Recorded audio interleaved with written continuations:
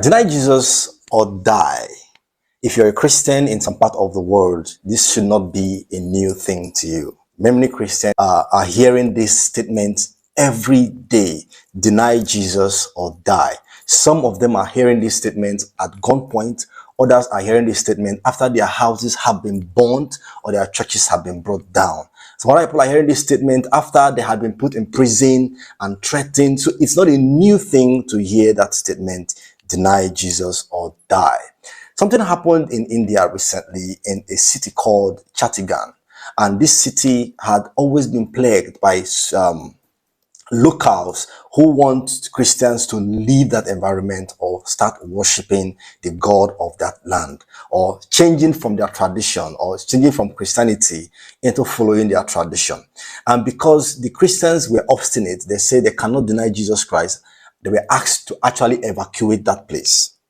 And surprisingly, on after the New Year's Eve final warning was given to them, the next year, which is this year, 2023, this year, 2023, they were asked to leave. And not only were they asked to leave, their houses were burned down, their churches were destroyed, and they were sent to leave. Currently, as I speak to you, many of these Christians are staying in the stadium. Some of them are staying in relative houses. Some of them are staying in the churches. Some of them are staying in public places, which is quite dangerous for them. But the reason why they are going through these problems is because they refuse to deny Jesus Christ. And that is why it's becoming more interesting every day to look into these issues about government neglecting the importance of the human beings in their community. And these human beings comprises of all religions, including the Christians. If the Christians are marginalized because they are Christians and treated without fairness because they are Christians, are the government actually doing the right thing?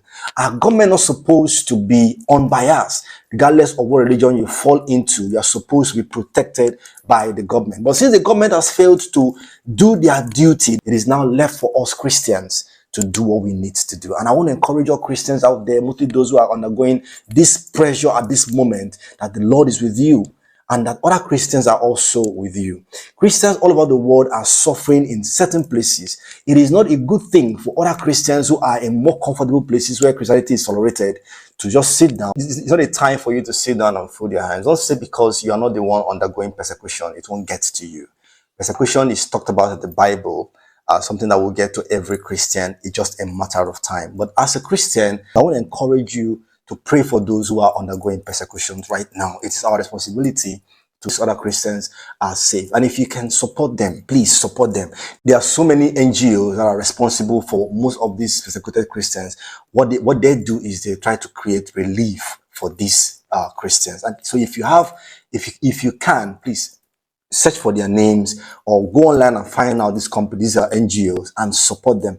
Your funds can reach to these people. Your prayers can reach them so that they don't lose faith. Imagine Christians suffering because their people rejected them for believing in Jesus Christ. Like I said, it's not a strange thing, and that is why you shouldn't take it for granted. So in this episode of Persecution Today, we are looking at Chhattisgarh, and I want you to take your time to find out what is going on in Chhattisgarh today, India, and see how you can support the Christians in that place. God bless you, and see you next week.